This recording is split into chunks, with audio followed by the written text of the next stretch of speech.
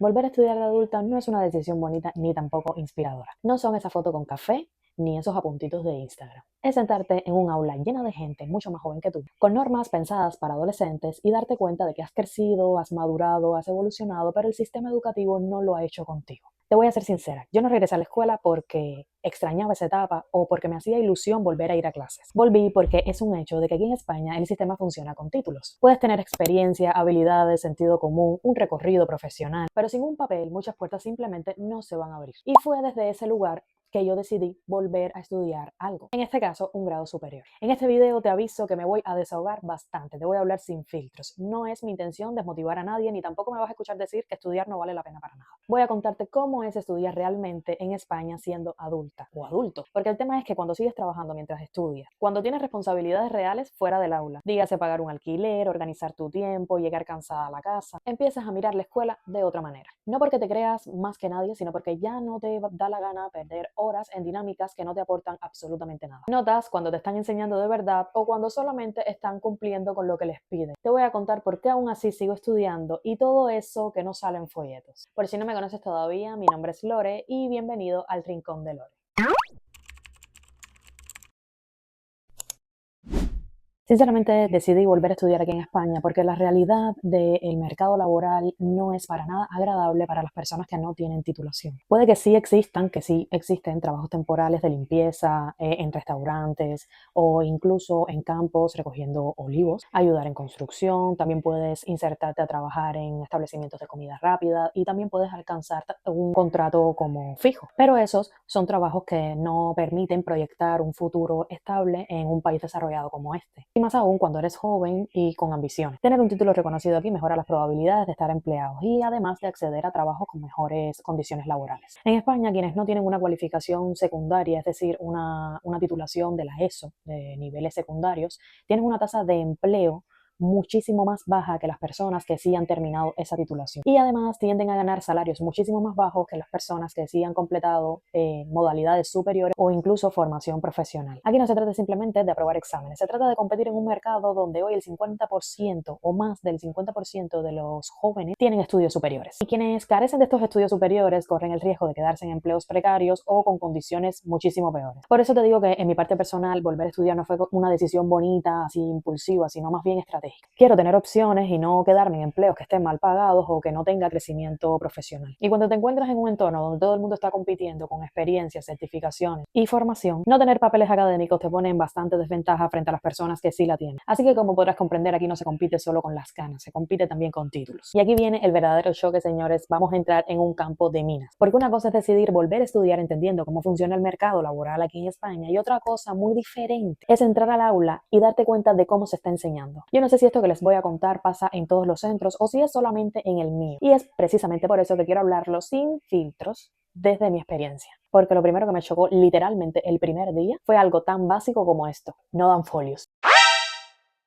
Y si lo avisan, cumplen con avisarlo en la primera semana de clases. Pero el hecho de que te lo avisen no hace que deje de ser absurdo. ¿Sabes lo que quiero decir? Estamos hablando de un colegio concertado, no público. ¿Qué estoy pagando? Pago 630 euros al año. Entonces, obviamente, la pregunta es inevitable en este caso. ¿Para qué estoy pagando exactamente? Porque no es solamente los folios, señores. Es todo lo demás. Se monta un drama increíble en mi colegio por poner la calefacción, por poner el aire acondicionado, por cualquier gasto mínimo. Te explican que hay que ahorrar, que el centro es concertado, que el Estado no cubre la mayor parte de los gastos. Pero luego tú miras alrededor y dices, vale, pero entonces mi dinero anual, ¿para dónde se está yendo? Porque es que nadie te lo explica. Siempre es un otro día se explica, es complejo y debe ser tan compleja la explicación que lo han aplazado desde que empezamos la escuela y todavía a día de hoy no nos han explicado qué es lo que sucede. Y la realidad más real es que cuando tú estás pagando por estudiar, tú esperas recursos, no excusas. Otra de las cosas también que sucedieron al principio de curso es que todo este tema con el material tecnológico. Te exigían que debías llevar tu ordenador personal porque en la escuela no existía la posibilidad de darle un ordenador a cada estudiante. Tienes que llevar ordenador porque hay asignaturas que requieren de uno sí o sí. Se supone que somos estudiantes.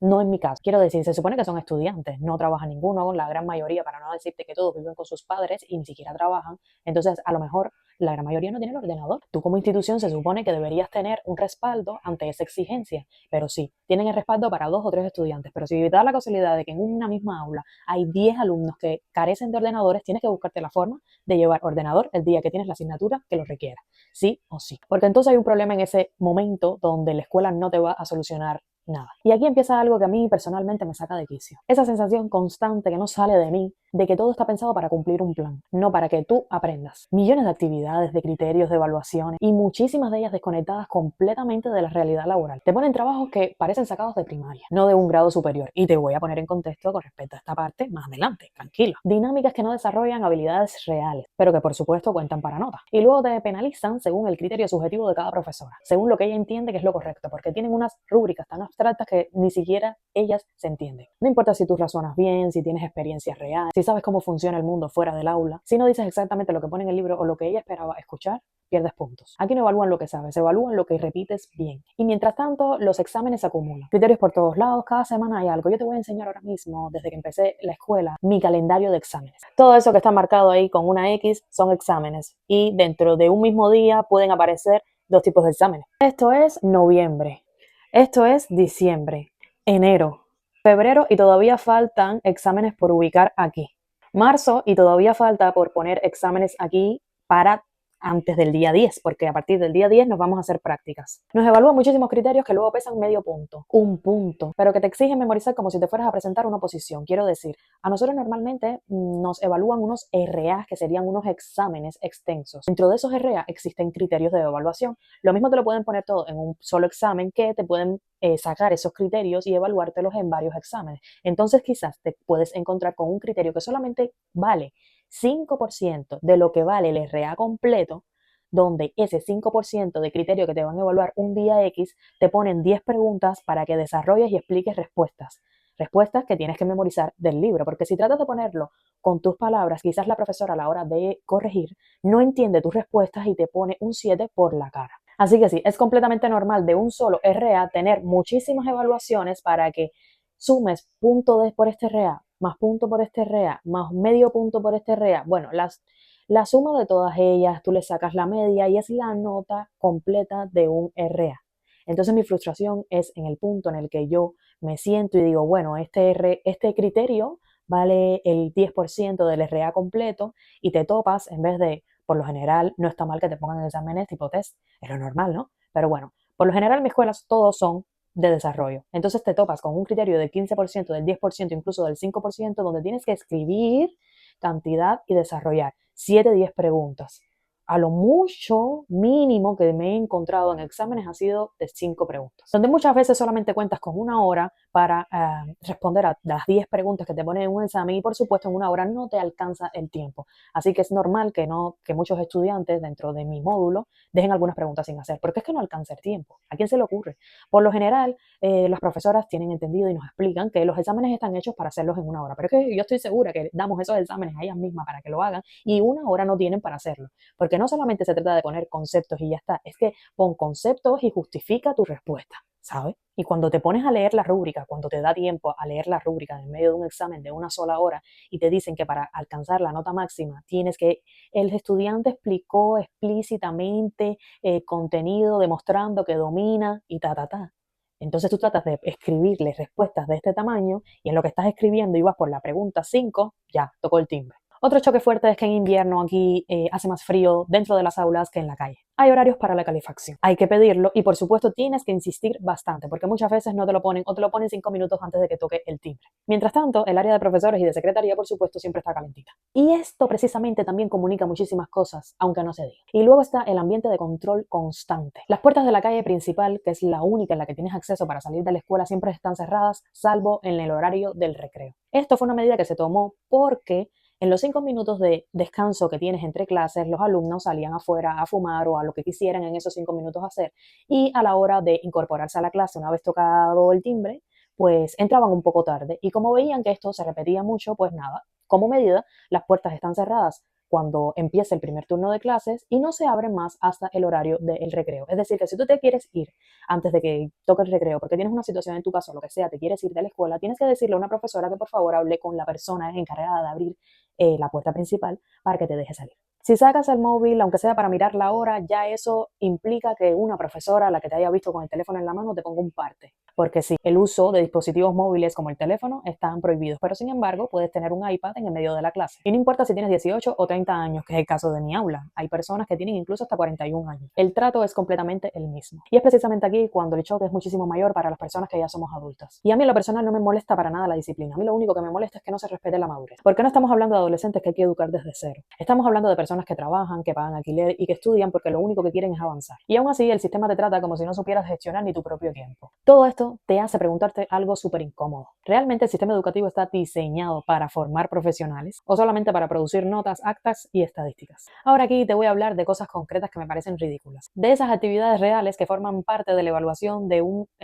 formación profesional superior de administración y finanzas. Por ejemplo, en la asignatura de comunicación hace poco se evaluó un roleplay. Los estudiantes delante de clase tenían que escenificar, una persona tenía que hacer como el comercial vendiéndole algo y la otra persona tenía que escenificar, pretender ser el cliente. Escenificar una compra, literalmente actuar. Y yo en ese momento con una vergüenza que me consumía, me hacía tantas preguntas. Una de ellas es que si esto realmente que estaba pasando era en serio, que si realmente la profesora creía que haciendo eso uno iba a aprender realmente a cómo atender a un cliente en la realidad. Porque es que comunicar no es actuar un papel delante de 25 personas en clase. Comunicar es escuchar, entender contextos, gestionar conflictos reales, adaptarte a personas distintas, no repetir una escena prefabricada. Lo más surrealista es que después de que todos expusiéramos, la profesora se puso a explicar cómo es que realmente se debería hacer una atención al cliente a la hora de vender. Y en base a eso te quita o te da puntos. Es decir, primero te evalúa y después te enseña. Aquí no aprendes para hacerlo bien, lo haces mal para que luego te digan cómo era. Y con eso el profesor o la profesora ya asume de que tú sabes atender al cliente. Criterio superado. Siguiente tema. Pero lo triste de todo esto es que en la vida real nadie te va a pedir que actúes. Te va a tocar atender a un cliente realmente enfadado, con prisas, con problemas de verdad. Y por desgracia, ahí no vas a tener un guión memorizado. Otro ejemplo, inglés. Nos ponen como criterio evaluable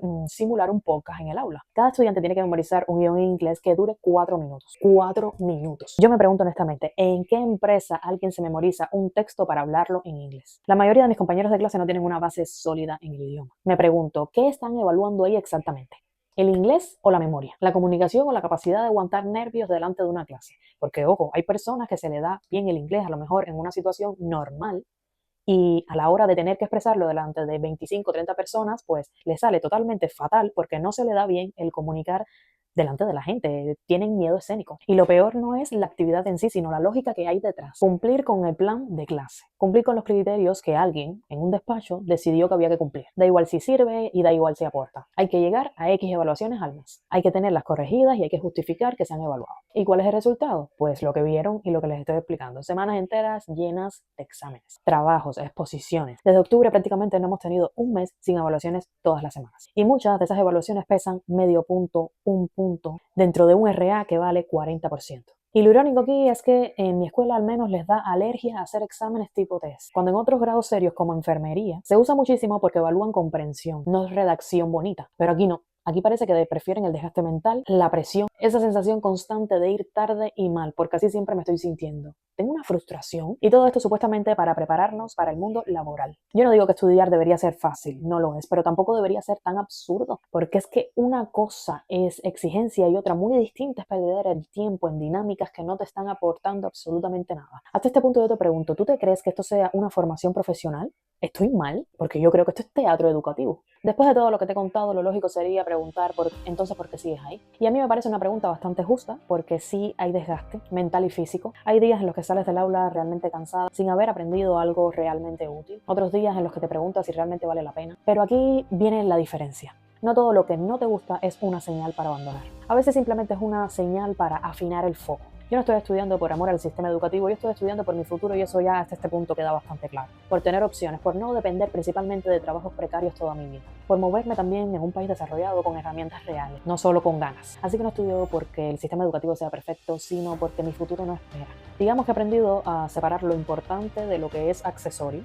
a cumplir con lo que me piden sin dejar principalmente que eso me consuma, a entender que muchas actividades no definen ni mi valor ni mi inteligencia, son obstáculos pero no el camino. Y también estoy consciente de algo clave: ser crítica no es ser negativo. Por si viene algún comentario de eso, ser crítica es pensar, es cuestionar. Principalmente es no tragarte todo solo porque siempre ha sido así. Yo podría quejarme y ya está, o podría abandonarlo todo y mandarlo todo a la mierda, pero eso sinceramente no construye absolutamente nada. Yo prefiero usar esa incomodidad como gasolina. Estudiar, trabajar, aprender por mi cuenta, leer, observar cómo funciona realmente el mundo fuera del aula. Que te quede claro que la disciplina no se trata solamente de motivación, es también decisión. Y si volver a estudiar a esta edad cuesta más, no tienes la misma cabeza de cuando tenías 18 años.